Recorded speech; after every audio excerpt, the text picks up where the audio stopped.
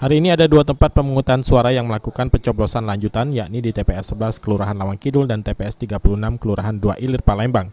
Untuk meningkatkan kenyamanan dan keamanan personil, TNI dan polisi menyiapkan personil tambahan untuk mengantisipasi hal-hal yang tidak diinginkan saat pencoblosan, terutama saat rekapitulasi suara di tingkat PPK kecamatan.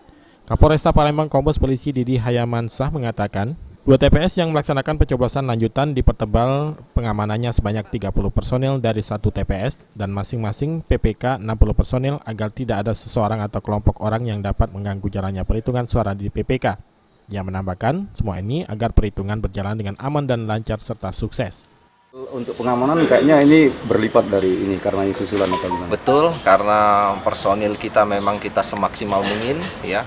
Semua TPS yang melaksanakan, dua TPS yang melaksanakan lanjutan ini kita pertebal sebanyak 30 personil setiap TPS, dan di masing-masing PPK kurang lebih 60 personil, dikandung maksud agar tidak ada seseorang atau kelompok orang pun yang dapat mengganggu jalannya penghitungan di PPK, sehingga harapan kita ya penghitungan ini berjalan dengan sukses. Heru Wahyudi, PAL TV.